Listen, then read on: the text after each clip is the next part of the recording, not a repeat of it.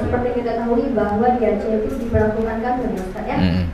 Nah, jadi apakah kanun itu bagian dari budaya? Dan mengapa di Aceh itu diberlakukan kanun? Apakah tidak cukup hadis dan Al-Quran itu menjadi landasan pelaksanaan syariat di Aceh? Iya. Iya, terima kasih. Iya, terima kasih.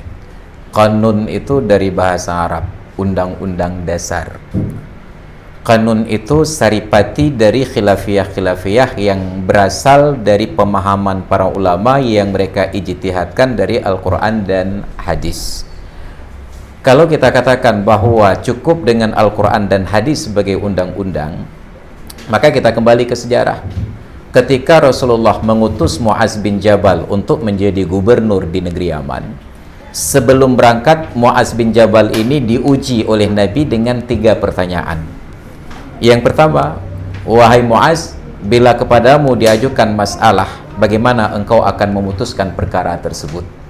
Kata Muaz, saya akan memperhatikan kepada kitabullah, Al-Quran. Andai kata Al-Quran sudah menjawab semua masalah, tidak akan muncul pertanyaan kedua dari Nabi. Tapi Nabi ajukan, bagaimana halnya bila kasus itu tidak engkau dapati jawabannya di dalam Al-Quran? Nah, apakah pernyataan Nabi ini sebagai bentuk keraguan beliau terhadap bahwa Al-Quran bisa menjawab semua perkara? Tidak. Al-Quran itu bukan hukum yang sudah jadi. Itu bahan baku untuk merumuskan hukum. Maka Muaz katakan, saya akan memperhatikan sunnahmu ya Rasulullah. Andai kata dengan hadis sudah selesai menjawab semua masalah, tidak akan muncul pertanyaan ketiga, tapi kenyataannya diajukan lagi. Bagaimana bila kasus itu pun tidak engkau dapati jawabannya di dalam sunnahku? Apa jawaban Muaz? Sa'ajtahidu ra'yi wala alu. Saya akan berijtihad dengan logika saya dan saya tidak akan berpaling dari kasus tersebut. Andai kata ijtihad ini salah, maka sungguh Muaz akan ditempeleng oleh Nabi. Kurang ajar kamu, angkat telepon ke Nabi. Tapi justru Nabi tepuk-tepuk dada Muaz sambil berucap, Alhamdulillahilladzi wahaba rasulillahi may yurdi Rasulullah. Segala puji bagi Allah yang telah menganugerahkan seorang utusan Rasulullah yang diridhai oleh Rasulnya. Nabi setuju tentang adanya ijtihad. Nah, sekarang Al-Quran dan hadis itu bahasanya sangat umum. Andai kata Al-Quran dan hadis bahasanya terang kepada satu hal saja, sungguh tidak ada mazhab Hanafi, Maliki, Syafi'i dan Hambali. Bukankah kita berwudu itu sudah jelas aturannya di dalam Al-Quran? Wa idza qumtum ila salati faghsilu wujuhakum wa aydiyakum ilal marafiq wamsahu biru'usikum. Kalau kalian mau berdiri menunaikan salat, basuh muka 2 tangan hingga siku. Muka sepakat, tangan hingga siku sepakat, tapi sampai pada bab kepala ternyata tidak sependapat. Imam Maliki katakan usap kepala seluruhnya depan belakang, belakang ke depan. Imam Hanafi katakan seperempatnya. Sedangkan Imam Syafi'i menyatakan cilet-cilet saja seperti dinding raek. Padahal ayatnya sama.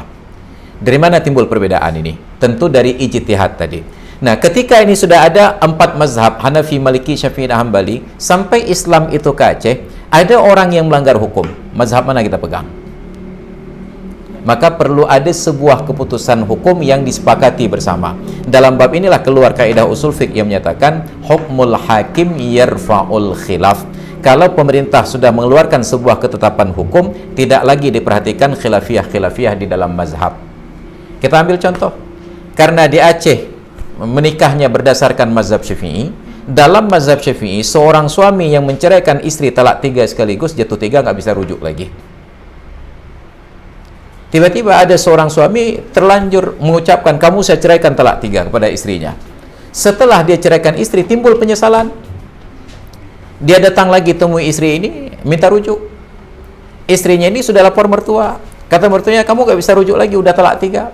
Karena suami ini paham fikih dan khilafiyah, dia katakan, enggak Pak, itu yang gak boleh rujuk lagi kalau mazhab Syafi'i. Saya dalam bab ini, saya merujuk kepada mazhab Imam Malik. Masih boleh rujuk katanya. Maka mumang nih, yang ini pegang hukum sudut sana, yang ini pegang sudut sini. Maka perlu sebuah keseragaman hukum. Jadi adalah ketetapan pemerintah dalam bentuk qanun. Maka itu menjadi sebuah rujukan. Nanti tidak boleh hakim memutuskan sekali dalam bentuk mazhab fulan, sekali dalam mazhab fulan. Tetap rujukannya adalah qanun. Maka ketika kemarin ada acara webinar Zoom dengan penghulu-penghulu se-Aceh, bahasanya se-Aceh, berarti ikut Imam Pluhro. Keren tak bahasanya? Tapi lumayan juga bisa berinteraksi dengan mereka. Minimal untuk rencana berikutnya sudah agak sedikit mudah jalannya. Dengan bulu-bulu saja ya. Saya jelaskan ini bahwa kita menikah di Aceh ini, di Indonesia ini, hukum dasar pernikahan itu merujuk kepada mazhab Syafi'i. Makanya dalam pernikahan disyaratkan ada wali, ada saksi. Padahal dalam mazhab Imam Hanafi hanya perlu ada wali, nggak perlu ada saksi. Dalam mazhab Imam Maliki hanya perlu ada saksi, nggak perlu ada wali. Tapi ternyata perlu ada saksi, ada wali. Menunjukkan pernikahannya berdasarkan mazhab Syafi'i. Giliran bercerainya, ternyata pemerintah di dalam kompilasi hukum Islam lebih menganut mazhab Imam Maliki. Bahwa talak 3 sekaligus tidak jatuh 3, tetap jatuh 1. Bahkan lebih parah lagi, talak itu kalau bukan diucapkan di depan hakim tidak diterima. Sudah bercerai 3 kali di rumah, datang ke hakim untuk urus surat talak. Kata Pak Hakim, yang di rumah mikir aja kamu, ciulang lah itu. Padahal di rumah baru 1 kali, diulang di depan hakim jadi 2 kali. Saat diulang hakimnya bersin, kenapa dengar ciulang loh? Kalian kau kena cerai perumah 3 udah dalek leh. Tujuan pemerintah baik, mempersempit ruang perceraian supaya lembaga pernikahan itu menjadi kuat. Tapi pemerintah lupa untuk mengantisipasi bahwa masyarakat tidak pernah menunggu sampai ke hakim untuk bercerai. Pajan tinggal terterihlah di dekat saja.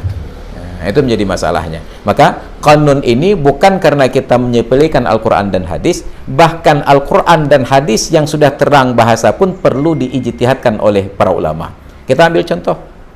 Ketika para ulama berbicara tentang bab jual beli, kata mereka, dalil jual beli al-aslu fihi qabla al-ijma' qauluhu ta'ala wa ahallallahu al-bai'a wa harrama riba. Dasar hukum sahnya transaksi jual beli sebelum adanya ijma' adalah ayat Al-Quran, Allah halalkan jual beli, Allah haramkan riba.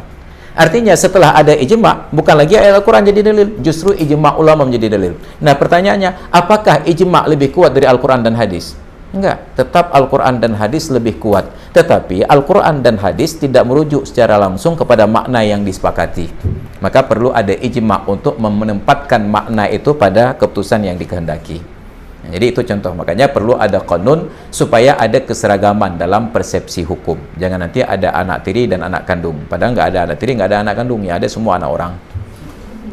Demikian.